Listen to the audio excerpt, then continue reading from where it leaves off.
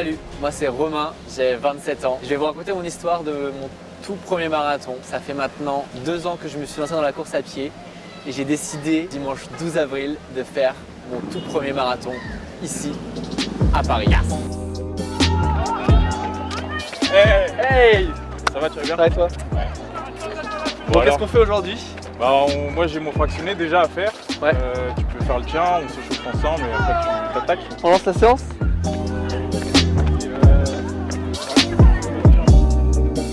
J'ai mon pote Erwin qui me suit depuis que j'ai commencé la course à pied. Il me fait tous mes programmes, tous mes entraînements. Il m'a fait un programme sur 16 semaines. Je me documente un peu de mon côté, mais j'écoute surtout ses conseils. Après t'as les jambes un peu en brique Ouais. et tu repars pas du tout. C'est comme un moteur, t'arrives plus à le démarrer quoi. C'est un conseil que je vous donne, vous arrêtez pas. Okay. Quitte à ralentir un petit peu. Dernière semaine un peu intensive et après on va récupérer, on va essayer d'affûter un peu. Et c'est surtout mes douleurs qui me stressent. Quand on s'est retrouvés, j'avais travaillé 12 heures donc, à l'hôpital parce que je suis infirmier. En plus, si je me souviens bien, j'avais des grosses douleurs au mollet.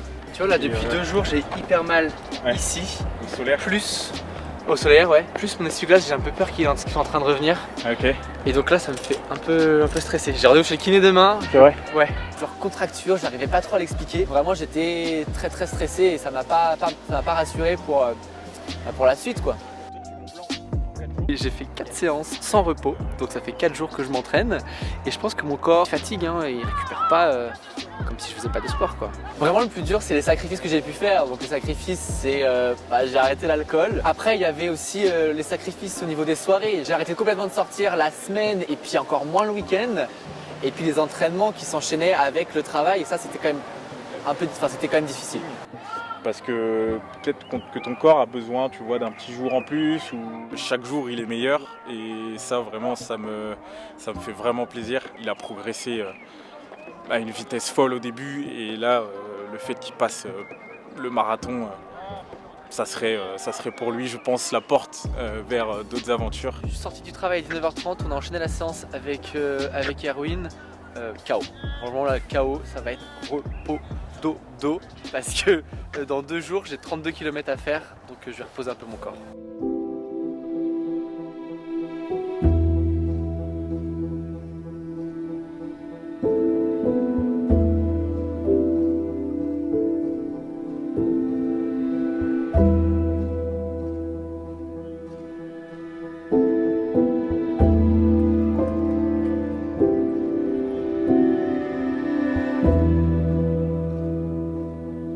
Le vendredi avant le marathon, j'avais une sortie, c'était 5 km avec des petites accélérations. Et puis le but, c'était de vraiment dire à mes petites gambettes qu'elles ont du travail à faire dimanche. 5 km sur les quais, histoire de prendre un maximum de plaisir, de voir la ville de Paris et quelques petites accélérations. Le vendredi, j'étais stressé, excité, j'avais de l'appréhension aussi. C'était un mélange de plein d'émotions que j'ai eu du mal à décrire sur le moment.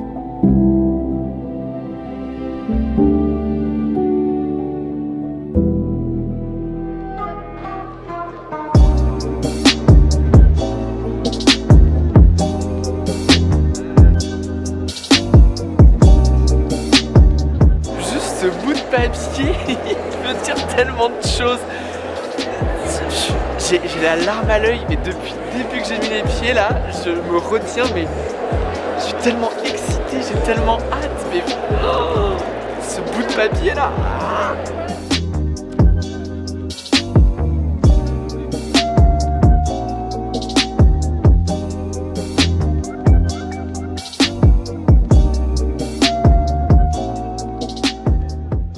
J'accueille mes parents pour le week-end du marathon et pour qu'ils puissent me repérer, je leur ai prévu une petite surprise un peu loufoque, un peu particulière, un peu loco et ça va être le reveal ce soir. Ah le voilà, il y a mon père, il y a ma mère.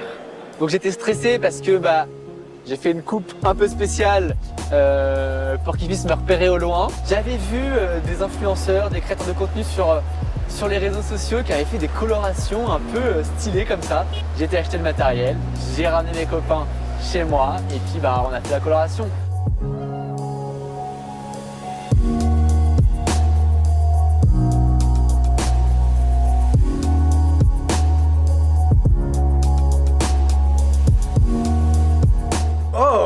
beau. Il a mis beaucoup de cœur à l'ouvrage et c'était un chouette moment. J'avais hâte de voir ce que ça donnait.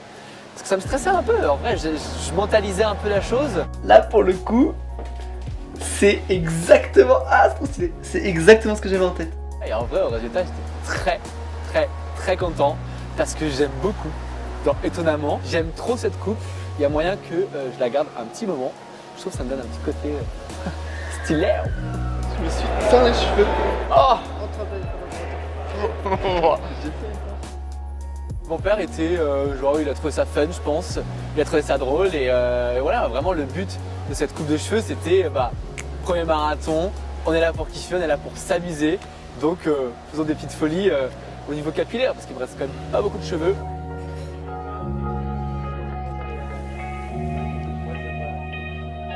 Au resto, je leur ai expliqué un peu comment allait se passer le jour J.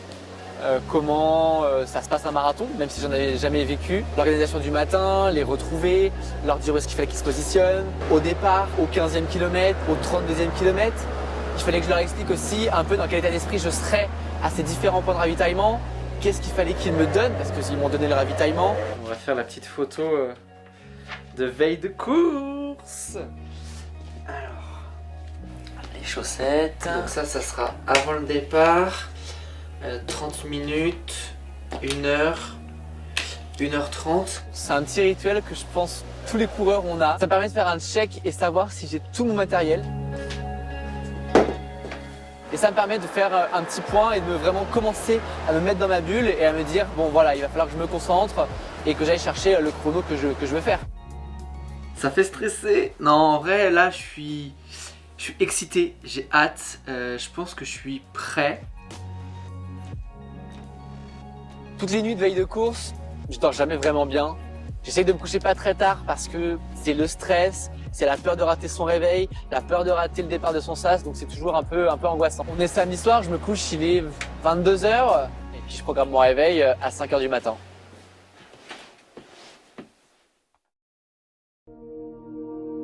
J'ai trop mal dormi. Je suis déjà un peu réveillé avant mon réveil. Et là, donc, là, je vais manger parce que si je me réveille à 5h, c'est pas pour le plaisir. Je vais directement me préparer à manger parce que j'ai besoin de sucre lent. 42 km, 3-4 heures de course. Il faut quand même faire des petites réserves.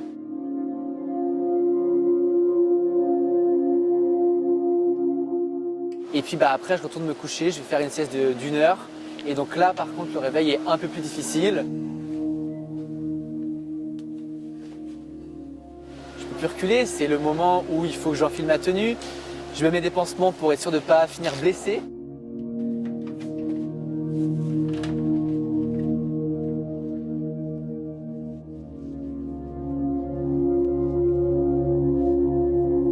Je me mets ma crème sur les pieds parce que j'ai trop peur d'avoir des ampoules, j'ai peur de finir les pieds en sang.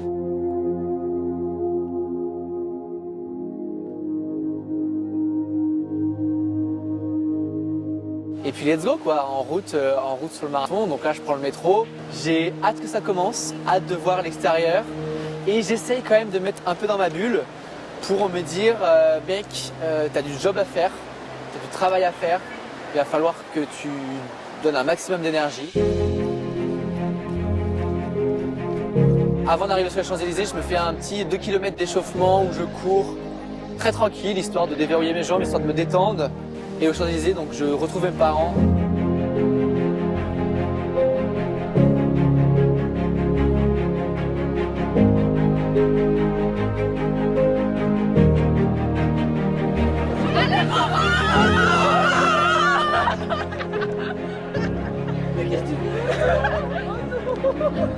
Vraiment ce cadeau que les filles ont pu me faire, Camille qui vient de Chalandray exprès et qui me dit qu'elle est venue exprès pour venir m'encourager, donc impressionné. Et ouais, vraiment je me suis dit mais qu'est-ce qu'elle fout là, genre je pensais qu'elle était venue genre faire un week-end comme ça avec Lola et là elle me dit qu'elle est venue avec Lola exprès pour m'encourager sur le marathon.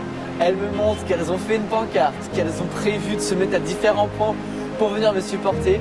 Là franchement c'était un cadeau mais incroyable. Vraiment merci à vous les filles. Je rentre vraiment assez tôt dans le sas. Il fait assez froid, il fait très beau. Je suis excité, j'essaye de me mettre dans ma bulle, il y a beaucoup de monde autour de moi, beaucoup d'énergie, j'essaye de ressentir un peu toutes les énergies qu'il y a autour. Et puis là je me concentre, j'essaye de me rappeler pourquoi je suis là. Je me retrouve sous l'arche, je me dis ça y est, là je peux pas reculer. Il y avait, je me souviens, une musique de Theodora, Boss Lady. J'ai fermé les yeux et je sais pas, mais je dansais du Boss Lady. Le 3, 2, 1 top sonne et je me lance sur les Champs-Élysées.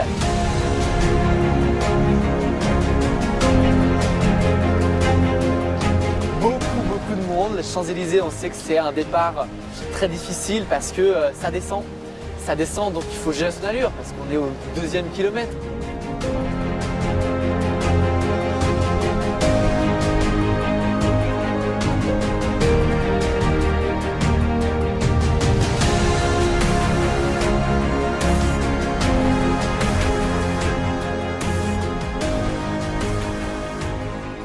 Il arrive à courir des grandes distances alors que ça fait je crois 2 ans, un truc comme ça qu'il a commencé, ça fait pas très longtemps et il s'est pris d'une passion et maintenant il est à fond. Donc on le suit sur les réseaux et tout ça et je suis trop fière de lui. Je retrouve mes parents, Camille et Lola qui sont à Concorde et qui m'encouragent, donc là vraiment un max de plaisir. Et puis je m'élance sur rue Rivoli, je passe Vendôme. Je passe l'Opéra Garnier, mais un max de bruit, un max de monde, trop bien. Je passe Pyramide du Louvre, là, trop bien. C'est vraiment des quartiers où j'ai fait tous mes entraînements, où j'ai passé jour, nuit, pluie, vent, neige dans ces quartiers-là. Donc c'est un petit symbolique, je suis hyper content.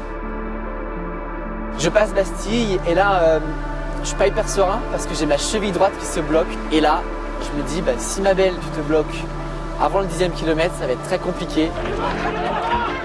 J'arrive à Vincennes, énormément de monde, de la foule, de l'ambiance, ça c'était trop bien. Nous, on court depuis ce matin, même depuis hier. Donc on a fait les prémices du marathon, on a fait les points de ravitaillement. Et là, ce matin, on marche vite, donc voilà, on essaye de suivre la cadence. Il est là. Et là j'arrive donc au point de rendez-vous que j'avais donné à mes parents et je m'élance dans le bois de Vincennes. Et là le bois de Vincennes c'est très dur parce que ma douleur à la cheville elle s'accentue. Mais je suis obligé d'accélérer pour ne pas avoir mal. Je passe le semi, non sans difficulté, mais je le passe, je crois en 1h50, 1h40, je me rappelle plus trop. Je sens que si j'écoute mon mental, je marche. Je marche et je me dis, mec, à l'entraînement, t'as fait 32 km au maximum, va jusqu'au 32 au moins. Et là je continue, ça monte, ça descend, ça monte, ça descend. Le bois de Boulogne, c'était vraiment mon angoisse. Ma terreur nocturne, le bois de Boulogne, parce que je savais qu'il allait y avoir moins de monde, je savais qu'il y avait 1 ou 2 faux plats, et je savais que c'était la fin quoi. Auteuil, il y a un truc qui m'a marqué, c'est que France Télé avait fait un petit truc d'encouragement. Donc il y a des personnalités de France Télévisions qui avaient préenregistré des messages et ça m'a redonné un coup de boost. Et là moi je vois sur ma montre que je suis à 6 en allure. Je me dis ok c'est chaud, je suis à 6 et je donne tout ce que je peux. Je suis à fond mais j'y arrive pas, j'y arrive plus. Je vais le faire ah J'en peux plus mais vraiment là c'est que du mental. Et je me dis même, qu'est-ce que tu fous là alors? Pourquoi tu t'es inscrit à ce marathon?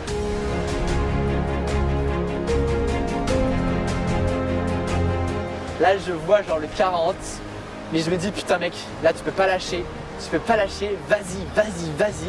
Et au loin, je vois ces bandeaux sur les côtés d'encouragement qui ont été mis en place par l'organisation. Et je me dis bon mais vas-y, c'est bientôt l'arrivée. Et en fait j'étais tellement sur une autre planète que je savais pas à quelle distance on était exactement.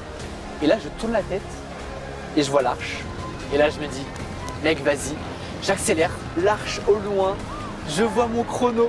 Je me dis putain attends, c'est pas possible. Alors, je commence à perdre ma lucidité. Oh putain, je l'ai fait! Yes! Yes! Ah putain! Yes!